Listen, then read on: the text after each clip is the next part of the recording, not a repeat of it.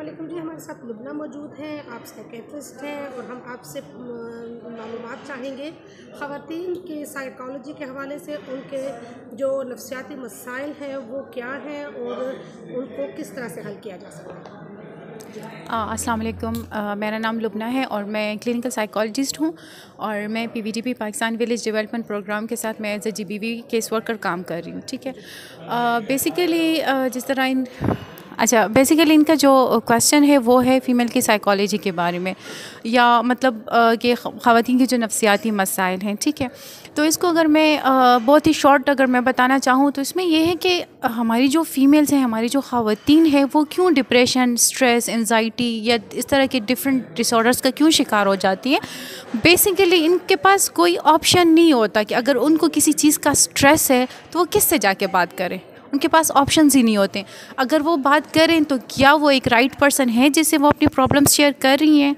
अगर वो problem share कर भी लेती हैं तो क्या उनको कोई सोल्यूशन मिल जाता है, या वो सोल्यूशन पे कोई इम्प्लीमेंटेशन हो रही है कि नहीं हो रही है। ठीक है, तो इसकी वजह से क्या होता है कि अगर एक औरत को पता ही नहीं है कि मैंने किससे जाके बात करनी है, तो वो अंदर ही अंदर घुटती हैं, जिसकी वजह से वो रोने लगती हैं, हर टाइम रोती रहती हैं, लड़ाई झगड़े हो जाते हैं घर में, बच्चों पे फोकस नहीं कर पाती हैं, हस्बैंड के साथ रिलेशन सेट नहीं हो पा रहा होता है, घर में भी इश्यूज़ हो रहे होते हैं।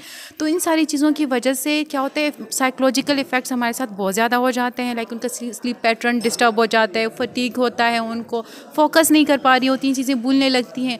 अगर उनकी एज कम भी होती है तो वो बुढ़ापे की तरफ जल्दी वो हो जाते हैं। ठीक है, इसके अलावा इसके जो ये मनफी असरात हैं, इसकी वजह से इनके बच्चे भी इफ़ेक्ट होते हैं। अगर वो एक शादीशुदा खातून है, शादीशुदा औरत है, तो उसके बच्चे किस तरह इफ़ेक्ट होते हैं।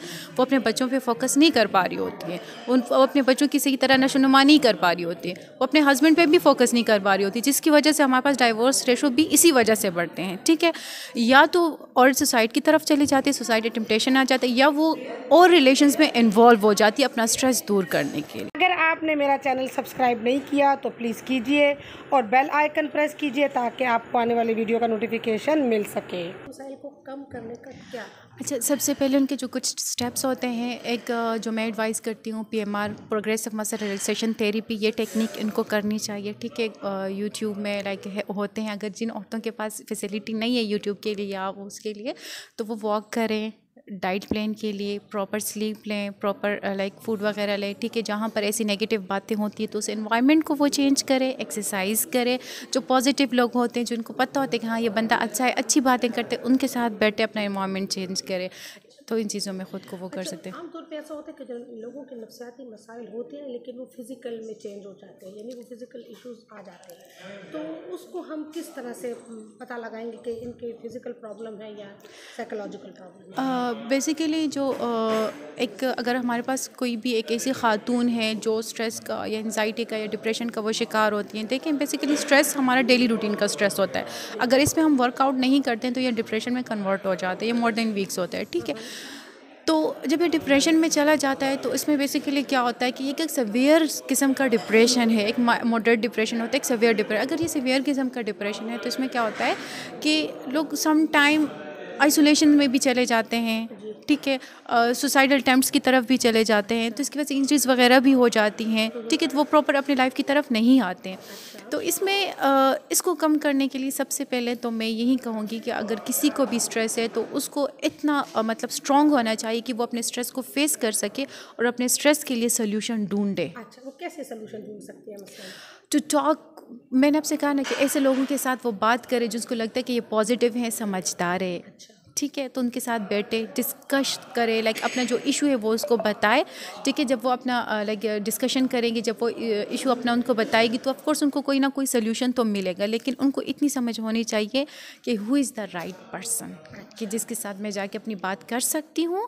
या अगर उनके पास ये कोई ऑप्शंस नहीं है तो वो साइकोलॉजिस्ट के पास जा सकती हैं, तो उनकी प्रॉपर काउंसलिंग हो सकती है। तो वो उनको वो जो इशू होता है उनको प्रॉप करके डिग आउट कर लेते हैं कि हाँ दिस इज़ द इशू, फिर उस पर वो वर्कआउट करके तो उनके जो वो हैं तो कम हो जाते हैं। ठीक है, आपने बताया कि स्ट्रेस तक तो हमें, अब जब एंजाइटी में चेंज हो जाए फिर क्या किया जाए?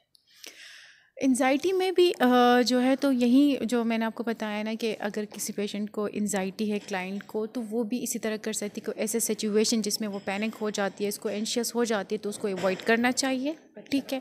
अपना जो माहौल है उसको बेहतर बनाने के लिए पॉजिटिव एनवायरनमेंट जो हम कह सकते हैं कि उसमें बैठना चाहिए, वॉक करना, एक्सरसाइज करना, अच्छे लोगों के साथ बैठना, पॉजिटिव यादों पे लाइक जो पॉजिटिव चीज़ें होती हैं उसको फोकस करना। अच्छा, हम लोग अक्सर ऐसा भी होता है कि जब स्ट्रेस में इसलिए भी जाते हैं कि हम अपनी जो नेगेटिव जो चीज़ें उन्हीं होती हैं, में पड़े नाकामियाँ होते हैं, होती हैं, एग्जैक्टली उनको उसी हम को हम दोहराते सोचते रहते हैं। हैं। मतलब अगर फॉर एग्जांपल अगर आज का दिन आपका अच्छा नहीं गुजरा है, ठीक है, आपकी कोई नाकामी हुई, तो आपको ये सोचना है कि you have the next day, आपके पास टुमारो है, उस पर काम कर सकते हो। अगर आज आप बेड से नहीं उठ सकते हो, आप काम नहीं कर, आपको ये फील आई एम लेज़ी, मैं नहीं कुछ कर सकता, तो कल तो आपके पास है। तो आप पॉजिटिव चीज़ें सोचो, खुद को मोटिवेट करें या ऐसे बंदों के साथ बैठें जो आपको मोटिवेट करें। अच्छा, इस माहौल में फैमिली क्या किरदार अदा कर सकती है? अगर किसी को एंग्जाइटी है, वो समझता है कि या समझती है कि हम बस दुनिया का नाकाम तरीन शख्स हूँ, मुझसे कुछ नहीं कर सकता, मैं आगे नहीं बढ़ सकता, तो फैमिली इस सिलसिले में क्या फैमिलीज़ किरदार अदा में इसका जो इम्पोर्टेंट रोल है, अगर एक बंदा निगलेशन की तरफ जाता है तो अपने फैमिली की वजह से ही जाता है। अगर उसे प्रॉपर अटेंशन नहीं मिलती है, कोई उसकी बात सुनने वाला नहीं है,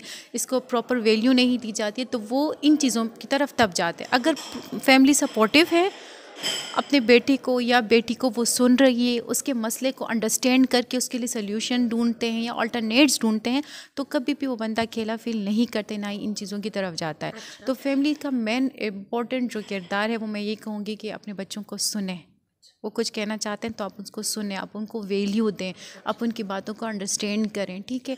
जब वो आपसे कोई भी बात करते हैं उनको गुस्सा मत करें। वो आप जब गुस्सा करते हैं तो वो अपनी बात आपसे नहीं कर पा रहे होते हैं, तो वो अपने लिए अल्टरनेट्स ढूंढते हैं। कभी वो गलत हाथों में चले जाते हैं तो फिर गलत मशवरे उनको मिलते हैं, तो वो चीज़ें और भी सेवियर हो जाती हैं। तो काइंडली मैं पेरेंट्स से ये रिक्वेस्ट करती हूँ, तो काइंडली आप अपने बच्चों को सुने, उनके जो इशूज़ हैं उनको देखें, उनको सॉर्ट आउट करने की कोशिश करें, उनको मोटिवेट करें। अगर वो बार बार, फॉर एग्जाम्पल हम एजुकेशन की तरफ अगर देखें, तो अगर वो बार बार एग्जाम्स में फेल हो रहा है, ठीक है, तो आप उसको डिग आउट करें कि वो किस चीज़ की वजह से फेल हो रहा है। अगर आप उसको डांटेंगे वो फिर भी फोकस नहीं कर पा रहा होगा, लेकिन वो आपसे भी दूर हो जाएगा। अच्छा, एक और चीज़ मैं पूछना चाह रही थी, वो ये कि बच्चा कुछ गलत कर देता है, कुछ भी गलत कर देता है, तो हम पेरेंट्स गुस्से में होते हैं कि इसको पता था कि ये गलत है, फिर भी उसने गलत कर दिया, तो क्यों किया, उस पे क्या रद्द अमल पेरेंट्स का होना चाहिए जो कि उसके पॉजिटिव आगे लाइफ में किरदार अगर अदा कोई बच्चा कोई गलती कर भी देता है, रूटीन में हो जाते हैं, ठीक है, या अगर कोई बड़ा भी कर देता है तब कब भी? ठीक है, बच्चा, बड़े, लड़की, व्हाटएवर, कोई भी गलती कर देता है, चाहे किस किस्म की नौयत की भी गलती हो, तो आपको सबसे पहले क्या करना चाहिए कि अपने बच्चे को आप अकेले करें, अकेले में, सबके सामने मत डांटें, अकेले करें, उससे पूछें, ठीक है। अगर वो उस सिचुएशन में वो अपनी बात आपसे शेयर कर सकता है तो ठीक है, अगर नहीं कर सकते तो आप उसको थोड़े टाइम के लिए छोड़ दें, उसको रिलैक्स करने दें। जब भी उसको आप उसके साथ अपना रेपो डेवलप करें कि वो डेवलप का मतलब क्या, मतलब रेपो डेवलप मतलब हम इसको कह सकते हैं कि वो उसके साथ अपना जो वो एक रवाबित का होता है ना, कि वो स्ट्रॉन्ग करे, कि वो हर बात आपके साथ कॉन्फिडेंटली शेयर कर सके, कोई चीज़ें आपसे छुपाए ना। अगर उसने कोई गलती कर ली है तो सबसे पहले आप उसको बिठाएं, उसको रिलैक्स करें, ठीक है, उससे पूछें कि बच्चे आपने किया है, उसके नुकसान बताएं, उसके फ़वाइद बता दें कि हाँ ये नुकसान हो सकता है, ये चीज़ हो सकती है। तो आप उसको अगर अच्छे तरीके से समझाएंगे तो अपना बिहेवियर ज़रा चेंज करें। आप हर टाइम जिस तरीके से आप उसको समझाते रहते हैं, तो थोड़ा सा अगर आप उसको चेंज करेंगे अपना रवैया, तो मे बी जो वो इशू कर रहा है तो वो सॉर्ट आउट हो जाए।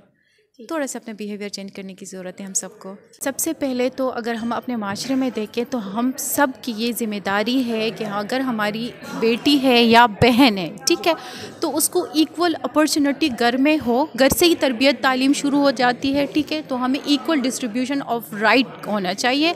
अपनी बेटी को हमें प्रॉपर उनके राइट्स देने चाहिए, उनको अवेयरनेस देनी चाहिए कि उनका ये राइट है, ठीक है, उनको हमें इतना एम्पावर करना चाहिए कि वो अपनी बात आगे कर सके।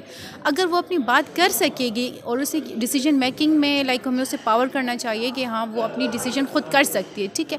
जब उसको इतना हम पावर करेंगे तो उसकी वजह से क्या होगा कि वो उनको पता होगा कि who is the right person, किसके साथ मैंने जाके बात करनी है, अपने मसले का हल मैंने कैसे देखना है, ठीक है। तो सबसे पहले उनकी education, self awareness, self assertiveness, हमें इन चीज़ों पे उनके लिए काम करना चाहिए। अच्छा, देखिए, मैंने इस तरह की भी ख़वातीन बहुत सारी देखी हैं कि जो अवेयर हैं, एजुकेटेड हैं और वो माली लिहाज से भी वो जो है काफ़ी यानी वो अपना खुद कमा रही हैं, लेकिन फिर भी उनको मसाइल हैं, क्योंकि वो तो अवेयर है, लेकिन उनके साथ जो मर्द लिंक्ड है, उनका हस्बैंड है, उनका भाई है या तो वो जो है वो उनकी इसकी सारी चीज़ों को मान के नहीं देते हैं। और वो समझते हैं कि उन्हीं का सारा ख्याल है और तुम गलत कह रही हो, क्योंकि देखिए इस पे उन पर तशद्दुद किया जाता है और उनसे मारा पीटा जाता है, उनके पैसे वैसे तनख्वाह वगैरह ले ली जाती है। तो इस सूरत हाल में उनको क्या करना होगा? देखिए जो आपका क्वेश्चन है बेसिकली उसका लाइक अगर मैं ख़ुद को लेती हूँ, अगर मैं अवेयर हूँ, मुझे पता है मेरे राइट्स क्या है, लेकिन मैं बात नहीं कर पा रही हूँ, ठीक है, मैं अपने राइट्स नहीं ले पा रही हूँ just because of our society, ठीक है। अगर एक मदर है और फादर है तो हमें इस माशरे में मर्दों को एजुकेट करने की ज़रूरत है। जब तक मर्द एजुकेट नहीं होंगे तो औरत अकेली कुछ नहीं कर सकती है। जितना भी जिन एरियाज़ में मैं काम कर रही हूँ वहाँ पर मैं देख रही हूँ, अगर एक औरत मेरे साथ विलिंग भी है कि हाँ ठीक है मैं अपनी बच्ची की कम उम्र में शादी नहीं कराऊंगी, लेकिन जब तक उसका हस्बैंड उसका साथ नहीं देगा तो औरत क्या करेगी? वो जितनी भी आवाज़ उठाएगी उसकी आवाज़ को दबा दिया जाता है, उसकी आवाज़ को नहीं सुना जाता, ठीक है, उसकी जो प्रॉब्लम्स है उसको नहीं सॉर्ट आउट किया जाता। तो मेन है हमारा कि हमें मर्दों को एजुकेट करना है, उनको अवेयर करना है, उनको हमने बताना है कि ये चीज़ ऐसी नहीं है, ऐसी होनी चाहिए, ठीक है। अगर कम उम्र की शादी है, ठीक है, और या इसके अलावा और इतने इश्यूज़ हैं जिसमें हमें मर्दों का लाइक हमें चाहिए, उनका साथ हमें चाहिए। जब तक वो हमारा साथ नहीं देंगे तो हम इन जो इश्यूज़ हैं उनको हम सॉर्ट आउट नहीं कर सकते हैं। आप जेंडर बेस्ड वायलेंस के ऊपर आप काम करिए, तो मर्दों को किस तरह से आप एजुकेट करिए कि क्या तरीक़ाकार होना चाहिए? अगर मैं जेंडर बेस्ड वायलेंस पे अगर हम बात करें, फॉर एग्जांपल अगर हम कम उम्री की शादी ले लेते हैं जिसको हमने हर टाइम इसी का मौजू बना होता है, ठीक है, तो अगर हम एक मर्द को इस तरह एजुकेट कर सकते हैं कि अगर उसके एक बेटा है और एक बेटी है तो बेटी भी इंसान है, उसके भी उतने ही राइट इस्लाम भी देता है और हमारा जो माशरा है, दुनिया है, जो लॉज हैं वो भी एक बेटी को उतने ही राइट्स देता है, ठीक है। तो हम उसको इस तरह एजुकेट कर सकते हैं कि हम उनको ये बताएं कि बेटी भी आपकी ज़िम्मेदारी है। इस तरह के इस्लाम में भी है कि अगर आप अपनी बेटी की अच्छी तालीम और तरबियत करते हैं तो हम आप पे जन्नत वाजिब कर देते हैं, ठीक है। तो इस तरह के एजुकेशन, इस तरह की बातें हमें अवेयरनेस उनको देनी चाहिए। दूसरे इसमें ये भी हो सकता है कि जो अगर हम गवर्नमेंट के उससे बात करें तो जितने भी लॉज हैं तो उसमें इम्प्लीमेंटेशंस होनी चाहिए। शुक्रिया, थैंक यू सो मच।